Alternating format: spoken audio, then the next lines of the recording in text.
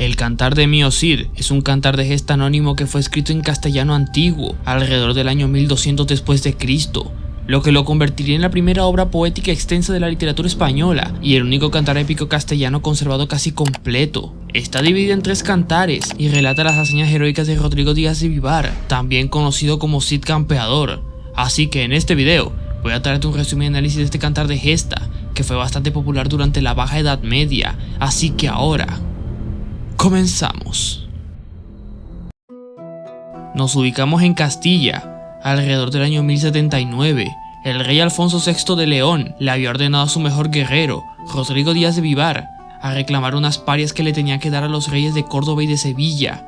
Pero resulta que el rey de Sevilla, Al-Mutamiz, tenía una enemistad con el rey de Granada, Al-Mudafar, tanto que había planeado una invasión hacia dicho reino, que era vasallo y pechero de Alfonso. Cuando Rodrigo se enteró de esto, comenzó a mandar cartas al reino de Granada para que no atacasen al Mutamiz y el reino de Sevilla. Sin embargo, Al-Mudafar no le hizo caso e igual atacó el reino de Sevilla, destruyendo el castillo de Cabra. Cuando Rodrigo Díaz se enteró de esto, reunió un ejército de cristianos y moros para expulsar al rey de Granada de las tierras de Sevilla, y debido a que Al-Mudafar no estaba dispuesto a obedecer las órdenes de Díaz, se dio inicio a una batalla entre el ejército de Díaz y los ejércitos del reino de Granada. La batalla al parecer duró medio día, con Rodrigo Díaz siendo el vencedor, con una gran mortandad de moros y cristianos del lado de Granada. Los había hecho retroceder en el campo de batalla, mientras que los que no pudieron escapar fueron apresados por 3 días, lo que provocaría que muchos de estos apresados lo mirasen con bastante resentimiento, debido a esta gran victoria que había obtenido Rodrigo Díaz. Este comenzó a ganar fama y respeto entre los cristianos y moros, que lo comenzaron a apodar como Cid el Campeador. Al año siguiente, el Cid regresó a Castilla para darle al rey Alfonso lo que éste le había encargado, que eran las parias de Sevilla. Pero no todo resultaría bueno para el protagonista, ya que en la corte de Castilla, un grupo de cortesanos liderados por García Ordóñez comenzaron a hablar mal del Cid, acusándolo de traición, lo que causaría que el rey Alfonso, en el año 1080, desterrase al campeador, perdiendo todos sus títulos nobiliarios, sus tierras, y le invitó a abandonar el reino de Castilla en un plazo de 9 días, por lo que al Cid no le quedó otra que abandonar el reino de Castilla y de León. Tras haber sido expulsado, el Cid es acompañado por algunos amigos suyos, como Álvar Fáñez, Pedro Ansúrez y seguidores, quienes deciden acompañarlo en sus próximas aventuras. La primera ciudad donde decidirían llegar sería en Burgos, pero nadie en dicha ciudad les quería dar hospedaje. Solamente una niña les dirige la palabra para mandarlos a alejarse de Burgos, por lo que el Cid y sus seguidores acamparon cerca de Sevilla. Pese a esto, Martín Antolínez sería el único que decide proporcionarles víveres. El Cid, empobrecido, acude a la astucia de Antolínez para idear un plan con el propósito de conseguir algo de dinero. Construirían 2 arcas llenas de arena y luego pidieron a los judíos Raquel y Vidas que les cuidasen dichas arcas. Estos dos, creyendo que las arcas estaban llenas de oro y riquezas, accedieron a darle al Cid y sus seguidores un préstamo para financiar el viaje y así abandonar Castilla antes de que se cumpliesen los 9 días. El Cid se despide de su esposa Jimena, quien era sobrina de Alfonso VI, y sus 2 hijas, que se encontraban en el monasterio de Cardeña para evitar peligros.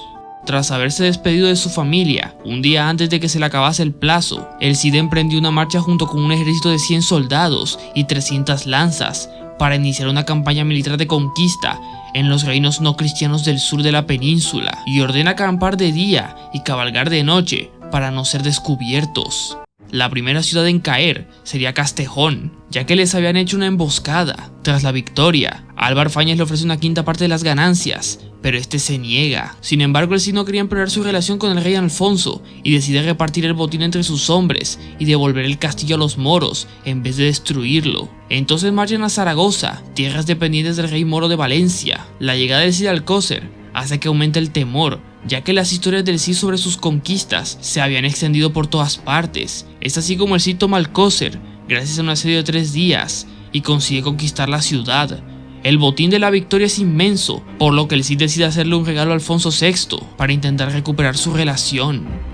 Álvar Fáñez entrega el regalo y con este consigue que lo perdone a él, pero no a su amo. A pesar de ello, anuncia que de ahora en adelante cualquiera podría unirse al campeador de sus hazañas sin recibir castigo alguno. Las riquezas del Cid van en aumento. Se asienta sobre el Monreal y hace pagar tributo a todas las ciudades y villas cercanas. Esto llega a oídos del conde de Barcelona, que lo toma como una terrible ofensa y decide enfrentarse a él. el Cid trata de calmarlo por medio de cartas, pero el conde no se da por satisfecho. De esta manera, se ensarzan en una batalla, en la que el Cid sale vencedor y apresa al conde de Barcelona y se hace con su espada colada, lo cual era bastante valiosa. Finalmente pone en libertad al conde y se marcha receloso. Mientras tanto, el rey Alfonso VI comienza a lamentar su decisión de desterrar al Cid, ya que se da cuenta de que ha perdido un gran guerrero y líder militar, por lo que este intenta reconciliarse con el Cid, enviando emisarios para que le ofrezcan el perdón y la restitución de sus tierras. Sin embargo, el Cid no confía en el rey y le dice a sus emisarios que necesita tiempo para pensar en la oferta. Mientras tanto, el Cid se dirige a Valencia, que es una ciudad musulmana, que toma por asalto y la conquista. Allí se establece como el señor de Valencia y comienza a gobernar con sabiduría y justicia. Los moros de Valencia toman la decisión de cercar al Cid en Murviedro, pero el héroe reúne a sus tropas y les hace huir a Valencia. El plan de batalla elaborado por Minaya da frutos y conquistan la ciudad tras un brutal asedio de 10 meses. Con esto, el Cid coloca su enseña en el Alcázar de Valencia, ya que había conquistado toda la región en menos de 3 años. Gracias a su posición, el Cid le pide al rey Alfonso sacar a sus hijas y esposa de Castilla, a lo que este accede, debido a que el Cid estaba restableciendo su relación con Alfonso VI. Esto no satisface a García Ordóñez, quien aún estaba resentido con él, y en la corte se encontraban los infantes de Carrión, quienes deseaban casarse con las hijas del Cid. Las hijas del Cid eran doña Elvira y doña Sol, quienes viajaron a Valencia junto con Jimena para reencontrarse con su padre. Dicho reencuentro fue emocionante para nuestro protagonista, ya que no las había visto en un largo tiempo, pero la alegría dura poco, ya que el campeador descubre que el rey Yufus de Marruecos ha mandado tropas para recuperar la ciudad. De los 50.000 moros enviados que se enfrentaron a los 4.000 soldados del Cid, solo sobrevivieron un centenar, y el inmenso botín es enviado en su totalidad al rey Alfonso VI, lo que ocasiona que el rey Alfonso se enorgullezca del Cid y lo perdone.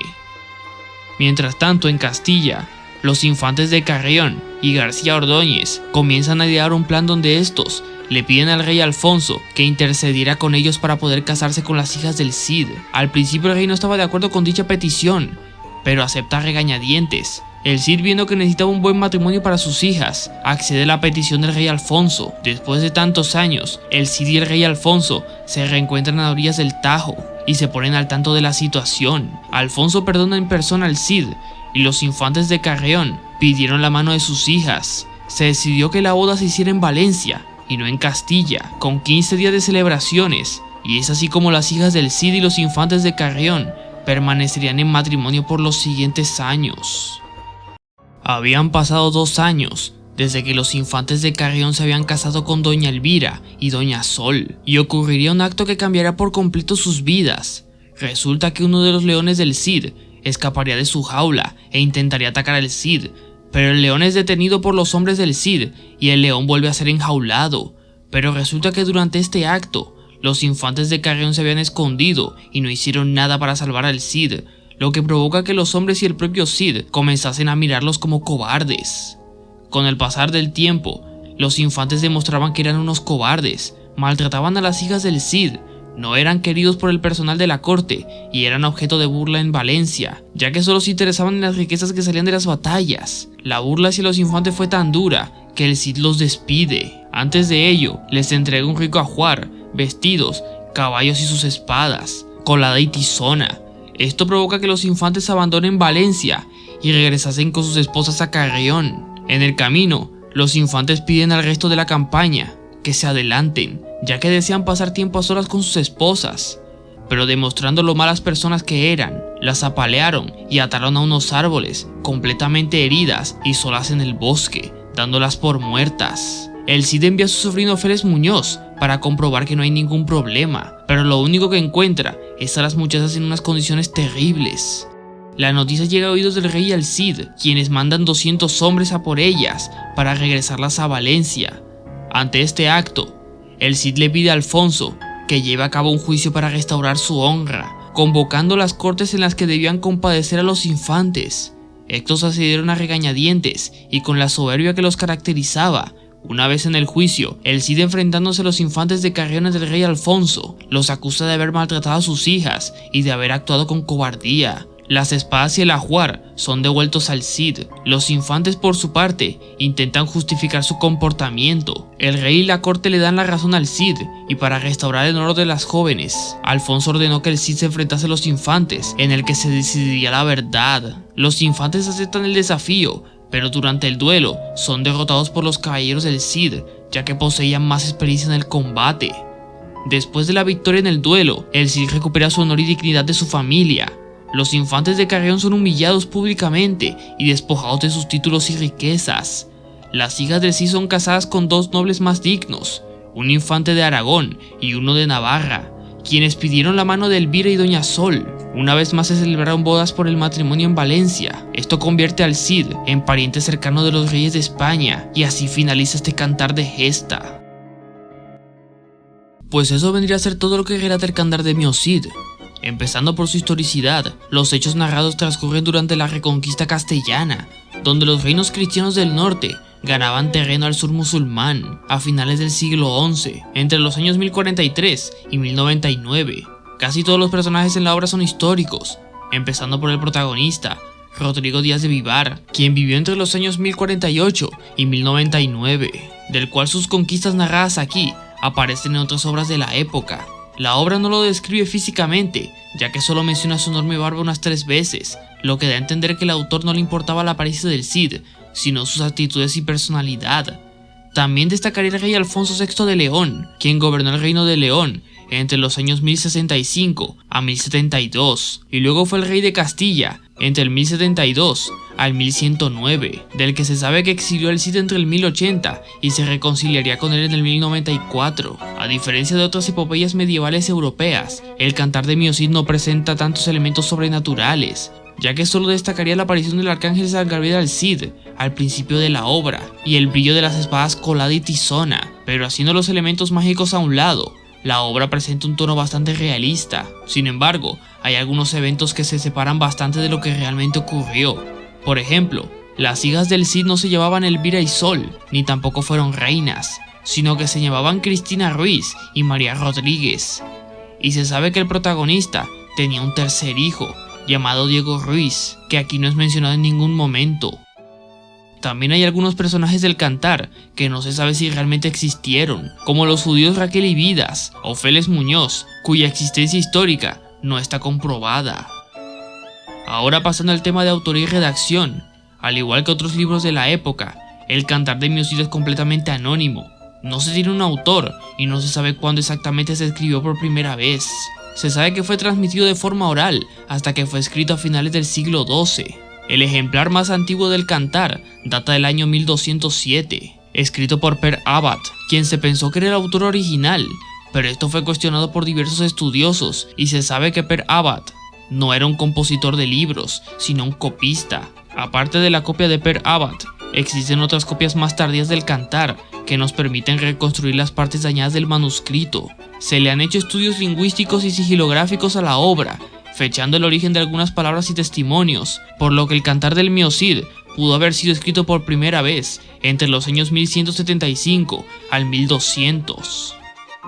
Pasando a la parte de la escritura del poema, este cuenta con 3 cantares y 3735 versos, agrupados en tiradas, cada una haciendo una serie sin número fijo de versos, con una sola y misma rima sonante, divididos en 2 hemistiquios separados por cesura. Se desconoce el título original de la obra, probablemente se llamaría gesta o cantar, debido a algunos términos con los que el autor describe la obra, como los siguientes. Aquí comienza la gesta de Mio Cid, el de Vivar, o las coplas de este cantar aquí se van acabando, que Dios Creador nos valga junto con todos sus santos. Debido a esto, es así como se ha adoptado llamarle a la obra, el cantar de Mio Cid. Por último, hablando de la obra en sí, esta presenta una serie de temas recurrentes, como el honor, la lealtad, la justicia, la religión y la política. Estos temas reflejan los valores y la cultura de la España medieval, y son presentados de manera idealizada a través del personaje de Cid, quien es el centro de la obra y es presentado como un héroe ideal, que encarna los valores y la virtud de su época. Es valiente, astuto, leal y justo, y es capaz de vencer cualquier obstáculo que se le presente. Sin embargo, La obra también presenta una visión simplista y estereotípica de los musulmanes, retratándolos como enemigos bárbaros y sanguinarios. El poema utiliza un estilo épico y elevado, característico de la literatura medieval. Se utilizan técnicas retóricas como la repetición, la aliteración y la enumeración para crear efectos poéticos y enfatizar la importancia de ciertas palabras y frases.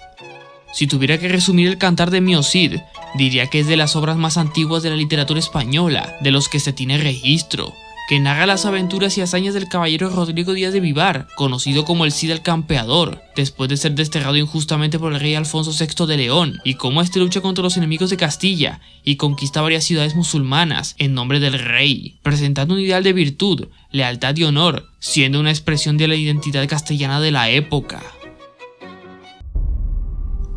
Y bueno, hasta aquí ha llegado el resumen análisis del Cantar del Mio Cid. ¿Qué otros libros así conoces? ¿Te gustaría que hiciera más resumen y análisis de otros libros de la Edad Media? Por favor, me lo puedes escribir en los comentarios. Además de eso, dale me gusta al video, recomiéndame otros temas similares. Puedes suscribirte al canal y así me ayudas muchísimo. Y nos vemos en el próximo video. ¡Chao!